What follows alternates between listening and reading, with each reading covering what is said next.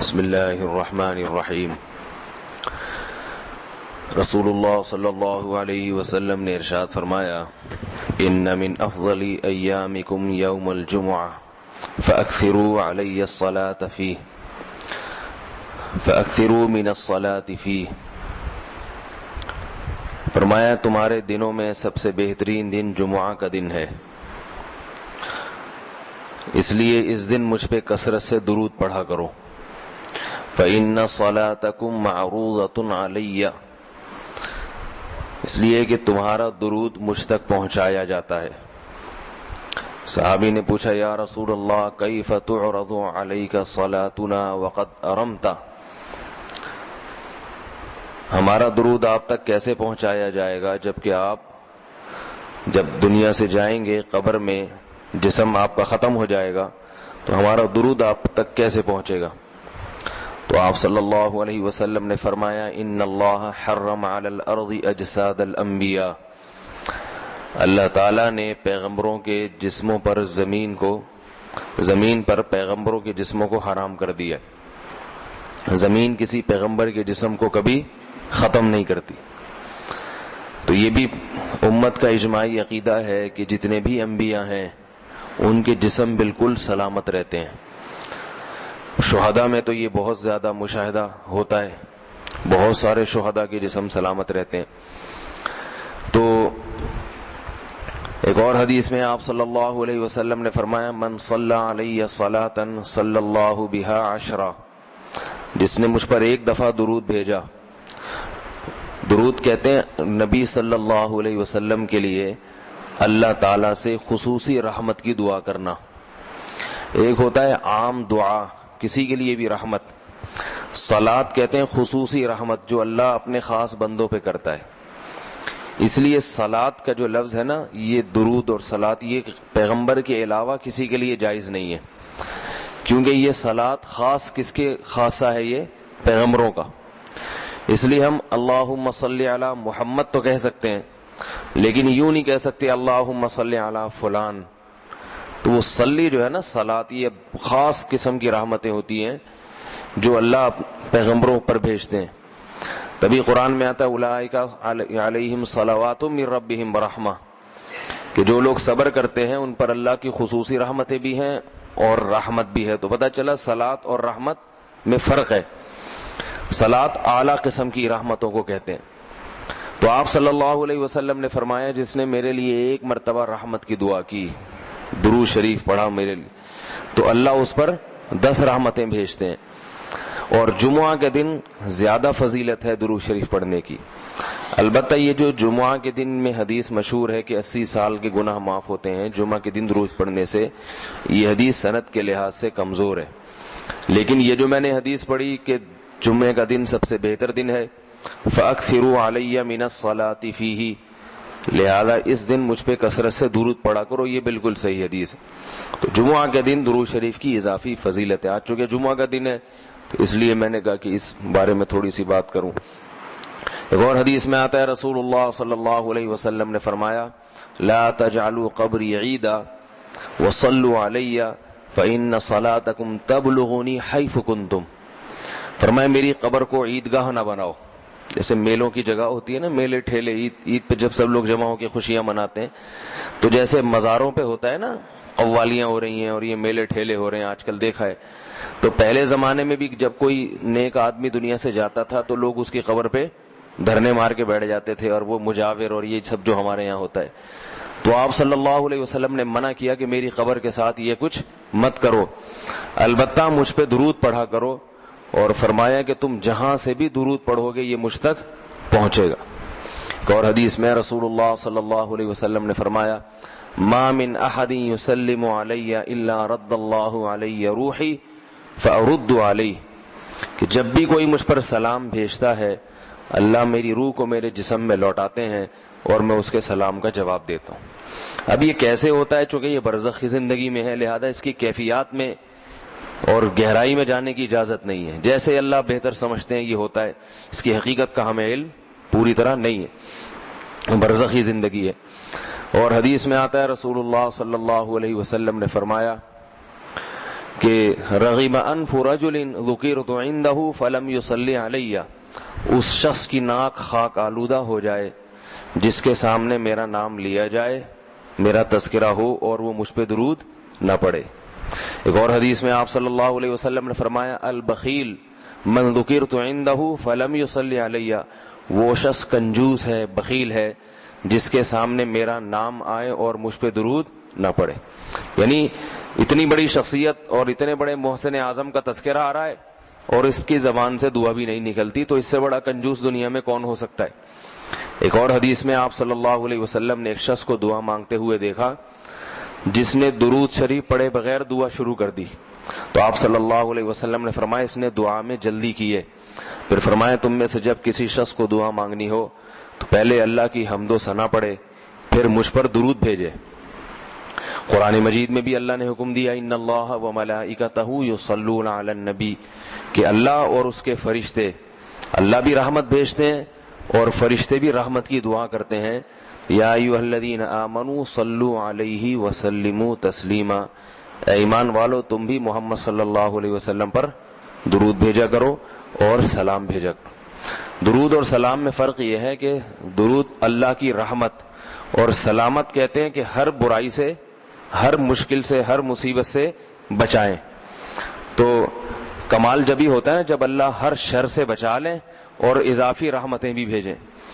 تو علماء نے درود شریف کی حکمتوں میں لکھا ہے کہ درود شریف جو اللہ نے ہمیں پڑھنے کا حکم دیا، اس کی بنیادی وجہ تو سب کو معلوم ہے کہ سب سے زیادہ احسانات اس کائنات میں اللہ کے بعد کس کے ہیں؟ محمد صلی اللہ علیہ وسلم۔ تو آپ صلی اللہ علیہ وسلم کے احسانات سب سے زیادہ ہیں انسانیت پر، انسان کو انسان آپ صلی اللہ علیہ وسلم نے بنایا، اور اہل اسلام تو سب سے زیادہ ان احسانات کے تلے دبے ہوئے۔ تو ہم کوئی بھی عبادت اگر کر رہے ہیں، دعا بھی اگر مانگ رہے ہیں، تو یہ بھی کس کی وجہ سے توفیق مل رہی ہے؟ نبی صلی اللہ علیہ وسلم، کیونکہ آپ صلی اللہ علیہ وسلم نے ہی یہ ساری چیزیں سکھائی ہیں۔ تو ہر کام میں حکم یہ ہے کہ بھائی جس کا احسان ہے، جس کی وجہ سے تمہیں یہ رہنمائی ملی، تو پہلے اس کا بھی تو کچھ خیال کرو، اس کا بھی جو ہے نا اللہ سے اس کے لیے دعا مانگو تاکہ تمہاری طرف سے بھی کچھ شکر ہو۔ دوسری بات علماء نے لکھی ہے کہ اس میں حکمت یہ ہے کہ درود شریف پڑھنے سے توحید کا عقیدہ مضبوط ہوتا ہے۔ وہ توحید، درود شریف نبی سے دعا نہیں ہے بلکہ اللہ سے دعا ہے، کس کے لیے؟ نبی کے لیے۔ تو پتہ یہ چلا کہ نبی پر بھی اللہ کی رحمتیں ہوں گی، اور دعا کون مانگ رہا ہے؟ ہم مانگ رہے ہیں۔ تو اس میں نبی سے مانگنے کا دروازہ بند کر دیا کہ نبی سے مانگنے کا اسلام میں کوئی تصور نہیں ہے، بلکہ نبی کے لیے بھی اللہ سے مانگا جائے گا۔ تو جب نبی کے لیے بھی اللہ سے مانگنے کا حکم ہے تو اپنے لیے نبی سے کیسے مانگنے کا حکم ہو گیا؟ سمجھ میں آ رہی ہے بات کہ نہیں آ رہی؟ یعنی نبی کے لیے بھی کس سے مانگنے کا حکم ہے؟ اللہ سے۔ تو اپنے لیے کس سے مانگیں گے؟ بطریق اولا، بطریق اولا ہم پھر اللہ سے مانگیں گے۔ تو اس سے عقیدہ توحید مضبوط ہوتا ہے۔ اور تیسری بات یہ کہ علماء نے لکھا ہے کہ جب درود شریف پڑھیں تو اس نظریے سے نہ پڑھیں کہ نبی ہماری دعا کے محتاج ہیں، نبی اللہ کی رحمت کے تو محتاج ہیں، یہ تو درود شریف سے پتہ چلتا ہے، لیکن اللہ کی وہ رحمت اس وقت بھی ہوتی اگر ہم یہ دعا نہ مانگتے۔ تو ہمیں اس لیے ہے کہ ہم بھی انگلی کٹا کے شہیدوں میں نام لکھوا لیں۔ سمجھ رہے ہیں نا؟ اس کی حضرت مولانا اشرف علی تھانوی رحمہ اللہ نے بڑی پیاری مثال دی، فرمایا کہ جیسے کوئی بادشاہ اپنے شہزادے پر کچھ انعام کرنا چاہے، بادشاہ تو چاہتا ہے نا اپنی اولاد کو نوازنا، اپنے محبوب، شہزادہ اس کا محبوب ہوتا ہے، تو آپ اگر بادشاہ سے سفارش کر دیں کہ حضرت یہ تحفہ آپ اپنے شہزادے کو دے دیں یا یہ فلاں چیز اپنے شہزادے کو، تو بادشاہ تو پہلے بھی دے رہا ہے لیکن آپ کے کہنے سے وہ اور خوش ہو جائے گا، اور خوش ہو جائے گا کہ بھئی دیکھو جو کام میں چاہتا تھا یہ بھی اسی کی درخواست کر رہا ہے، تو نتیجہ کیا نکلے گا؟ تھوڑا سا آپ کو بھی دے دے گا وہ، ٹھیک ہے نا، کہ چلو یہ گڑ تم بھی منہ میٹھا کر لو اپنا، تم نے اتنا اچھا کام کیا۔ اور اگر آپ کسی کو حکم دیں اس کے دشمن پہ خرچ کرنے کا، آپ جا کے کہیں بھائی وہ تمہارا دشمن ہے، تمہارا دل چاہتا ہے اس کا گلا دبا دو، تو ایسا کرو اس کو ہدیے ودیے دیا کرو، تو کہے گا میں اس کو گلا دبانا چاہتا ہوں اور تو ہدیے کی ترغیب دے رہا ہے تو میں تیرا بھی گلا دباؤں گا۔ تو دشمن پہ خرچ کرنے کا جب حکم دیا جاتا ہے تو اس سے سامنے والا غصے میں آتا ہے. دوست پہ خرچ کرنے کا, احسان کرنے کا جب آپ کسی کو کہیں گے تو وہ خوش ہوتا ہے. باپ کو اگر کہا جائے نا اپنے بچوں پہ اور کھلائے کریں, بڑی خوشی ہوتی ہے, تو باپ کا دل اور سینہ اور چوڑا ہو جائے گا. تو ایسا ہی اللہ تعالیٰ کو اپنے رسول صلی اللہ علیہ وسلم سے محبت ہے. اللہ تو خصوصی رحمتیں بھیجیں گے ہی, لیکن ہم اگر اللہ سے درخواست کر دیں گے کہ اللہ تو خصوصی رحمتیں بھیج, تو اس میں تھوڑی سی ہماری بھی کیا ہو جائے گی, دخل اندازی ہو جائے گی. اللہ تو ویسے ہی کر رہا ہے, تو اللہ کہے گا چلو تو نے بھی سفارش کر دی تو ان پہ تو کر ہی نہ ہوں, یہ 10 رحمتیں تجھ پر بھی ہو جائیں گی. اور چوتھا فائدہ کیا ہے درود شریف پڑھنے کا, کہ انسان کے دل میں محمد صلی اللہ علیہ وسلم کی محبت بڑھتی ہے. انسان جس کے لیے دعا مانگتا ہے لاشعوری طور پہ, تو نبی صلی اللہ علیہ وسلم کی جتنی زیادہ محبت ہوگی اللہ کی خود بخود اتنی ہی زیادہ ہوگی, کیونکہ نبی سے محبت اللہ ہی کی وجہ سے ہوتی ہے, یہ الگ الگ چیز نہیں ہے. اللہ کے رسول ہے نا, اسی وجہ سے تو ہے. تو جتنی محبت بڑھے گی اللہ کی محبت اتنی زیادہ. اور پانچواں فائدہ کہ جتنی نبی کی محبت ہوگی, انسان کو جس سے محبت ہوتی ہے اس کی اتباع آسان ہوتی ہے, بغیر دلیل کے بھی مانتا چلا جاتا ہے. جس سے نفرت ہوتی ہے نا, اس سے ہر بات پہ دلیل, کیوں بھائی ایسا کیوں ہے. اور اگر محبت ہو تو وہ کوئی کام کا کہے تو سمجھ میں آئے نہ آئے, انسان کہتا ہے بس کر لو.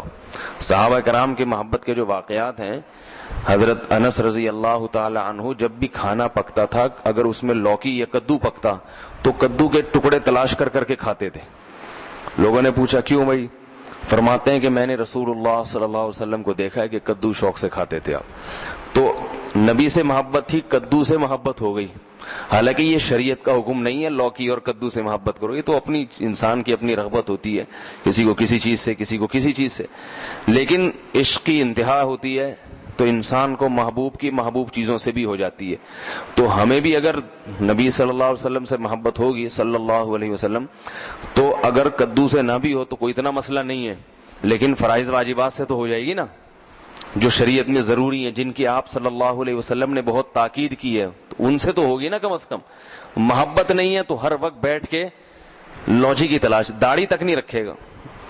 داڑھی کا سمجھاؤ تو کہ بھائی کیوں بھائی, پھر یہ سمجھاؤ کہ بھئی آپ صلی اللہ علیہ وسلم کے اخلاق ایسے تھے, نہیں میری سمجھ میں نہیں آتے, ایسے کیسے اخلاق بنائے جا سکتے ہیں خادموں کے ساتھ. تو محبت ہو جاتی ہے تو سارے کام آسان ہو جاتے ہیں. تو درود شریف پڑھنے کا ایک فائدہ یہ بھی ہے. تو اس لیے ہمت کر کے علماء نے جو ایک نصاب بتاتے ہیں نا, روزانہ 100 دفعہ صبح 100 دفعہ شام. ویسے تو سب سے بہتر درود ابراہیمی ہے جو نماز میں ہم پڑھتے ہیں, آپ صلی اللہ علیہ وسلم نے سکھایا ہے. یہ نہ ہو مشکل لگے تو اتنا کر لو صلی اللہ علیہ وسلم, صحیح ہے نا. یہ 100 دفعہ پڑھ لیں, کتنا ٹائم لگتا ہے اس میں, صبح 100 دفعہ پڑھ لیا, 100 دفعہ شام کو پڑھ لیا. اور اگر پورا ہفتہ توفیق نہیں ملتی تو کم از کم جمعہ ہی کے دن پڑھ لے انسان. سمجھ رہے بات کو, نہیں سمجھ رہے بھائی, میرا خیال نہیں آ رہی, ٹھیک ہے. جمعہ کا دن پڑھ لے انسان, اس میں زیادہ فضیلت ہے. اور یہ جو درود شریف ہے نا, یہ صلی اللہ علیہ وسلم پورا پڑھنا چاہیے. میں کل بھی بیان میں کہا تھا نا, ساشے آ رہے ہیں ہر چیز کے, تو جیسے سلام کے ساشے نا, سلام کرنا ہو نا, اتنی سی آواز آتی ہے بس. تو درود شریف بھی حضور صلی اللہ علیہ وسلم نے فرمایا. لوگ کیا کہتے ہیں, حضور صلی اللہ علیہ وسلم نے فرمایا. بھائی صلی اللہ علیہ وسلم بول دو پورا. لکھنے میں بھی علماء نے بیان کیا ہے کہ مجلس میں, کسی مجلس میں جب آپ صلی اللہ علیہ وسلم کا نام آئے تو کم از کم ایک دفعہ درود شریف پڑھنا واجب ہے. بار بار واجب نہیں ہے, بار بار افضل ہے. مجلس میں جب ایک دفعہ نام آیا تو پہلی دفعہ بہرحال واجب ہے, یا کم از کم ایک دفعہ اس مجلس میں. بار بار پڑھنا ضروری نہیں ہے, بہتر ہے. تو یا تو پڑھے ہی نہیں, ایک دفعہ پڑھ لیا کافی ہے, لیکن پڑھیں تو پھر ساشے نہ لے کر آئیں. درود شریف کو بگاڑے نہیں, پورا ہونا چاہیے صلی اللہ علیہ وسلم. اور اگر آپ کو ڈر یہ ہے کہ نہیں بار بار پڑھنے سے میری زبان گھس جائے گی, نقصان ہوگا اور توانائی کم ہو جائے گی, روزہ زیادہ لگے گا, تو ایک ہی دفعہ پڑھ لے, مگر طریقے سے پڑھ لے, ساشے نہ لے کر آئے صلی اللہ علیہ وسلم, اس طرح نہ کرے. اسی طرح لکھنے میں بھی آپ صلی اللہ علیہ وسلم کا جب نام آئے تو مجلس ایک ہے تو ایک دفعہ کہہ دے آدمی زبان سے. لکھنا واجب نہیں ہے, آپ صلی اللہ علیہ وسلم کے نام کے ساتھ درود شریف لکھنا واجب نہیں ہے, افضل ہے. تو یا تو اگر یہ ڈر ہے کہ میں نے لکھ دیا پورا نام تو میرا پین گھس جائے گا, سیاہی کا خرچہ زیادہ آئے گا, پیسے زیادہ بھرنے پڑیں گے, مجھے مہنگائی کا دور ہے, اتنی سیاہی میں افورڈ نہیں کر سکتا, تو پورا نام ہی نہ لکھے, یعنی درود شریف لکھے ہی نہیں. لیکن اگر لکھنا ہے تو چھوٹا سا سواد نہ ڈالے. سمجھ رہے بات کو؟ باقی ساری چیزیں پوری ہیں. یہ نہیں کہ والد محترم میں صرف واو لکھ دیا, ابا خود ہی سمجھ جائیں گے والد کی بات چل رہی ہے, ٹھیک ہے نا. زید کا نام آیا تو صرف زے لکھ دیا. کبھی ہوتا ہے ایسے؟ ہوتا ہوگا شاید آپ کے یہاں. اور جتنی باتیں آ رہی ہیں صرف کچھ ساشے پیش کر دی, ایسا نہیں ہے. جب درود شریف لکھنے کی بات آتی ہے تو صرف چھوٹا سا سواد ڈال دیا. تو بھائی اتنی تکلیف اگر ہو رہی ہے تو نہ لکھو, کوئی فرض تھوڑی ہے. لیکن اگر لکھنا ہے تو احترام کا تقاضا کیا ہے, پورا نام لکھا جائے صلی اللہ علیہ وسلم. دیکھو حدیث کی اتنی بڑی بڑی کتابیں محدثین نے جو لکھی ہیں, کتنی بڑی بڑی کتابیں. جب بھی آپ صلی اللہ علیہ وسلم کا نام آئے گا تو محدثین پورا درود شریف لکھتے ہیں صلی اللہ علیہ وسلم. کسی حدیث کی کتاب میں, امام بخاری کی ہو, امام مسلم کی ہو, یا ابن ماجہ ہو, یا صحیح ستہ کی جتنی کتابیں اس کے علاوہ بھی ہیں, جب درود ہوگا تو پورا صلی اللہ علیہ وسلم ہوتا ہے. تو لکھنے میں بھی اس کا اہتمام کرنا چاہیے, پورا نام لکھ دیا جائے. یہ جو میں کہہ رہا ہوں نا قلم گھس جائے گا اور یہ ہو جائے گا, یہ تو بخیل آدمی کے لیے, ورنہ کس قلم تھوڑی گھستا ہے. لکھنے پورا تحریر لکھ رہے ہوں, جب بھی نام آئے صلی اللہ علیہ وسلم پورا لکھنا چاہیے. اللہ تعالیٰ عمل کی توفیق عطا فرمائے. ایک چھوٹی سی آخر میں بات سن لیں کہ آپ صلی اللہ علیہ وسلم کا جو لقب ہے نا, لوگ مختلف ناموں سے پکارتے ہیں. کوئی کہتا ہے حضور اکرم صلی اللہ علیہ وسلم نے فرمایا, یہ بھی ٹھیک ہے, آپ سب سے اکرم ہیں. کوئی کہتا ہے سرور دو عالم صلی اللہ علیہ وسلم نے فرمایا. کوئی کہتا ہے حضور صلی اللہ علیہ وسلم نے فرمایا. یہ سب ٹھیک ہے نام, لیکن سب سے بہترین جو نام آپ کے لیے ہے رسول اللہ صلی اللہ علیہ وسلم, کیونکہ اس سے بڑا لقب کوئی بھی نہیں ہے. رسول اللہ کا مطلب اللہ کے سفیر, تو یہ سب سے بڑا منصب ہے. اس لیے عام استعمال میں جو صحابہ کا بھی طریقہ تھا, نبی اللہ, صحابہ کیا کہتے تھے, نبی اللہ یا رسول اللہ. تو محدثین بھی جو لفظ آپ کے لیے استعمال کرتے ہیں رسول اللہ صلی اللہ علیہ وسلم یا نبی اللہ, تو عام استعمال میں یہ زیادہ بہتر ہے. وہ بھی ٹھیک ہے, سرور کائنات, حضور اکرم, شفیع المذنبین, سب صحیح ہیں. لیکن ہوتا ہے نا جب بہت سارے آپشن ہو تو انسان سلیکٹ کرتا ہے سب سے بہترین کو. تو سب سے بہترین لفظ آپ کے لیے کیا ہے, رسول اللہ. یہ سب سے بہترین لقب. اللہ تعالیٰ سمجھنے کی عمل کی توفیق عطا فرمائے. سبحان اللہ. سمجھنے کی عمل کی توفیق عطا فرمائے. سبحان اللہ. سمجھنے کی عمل کی توفیق عطا فرمائے.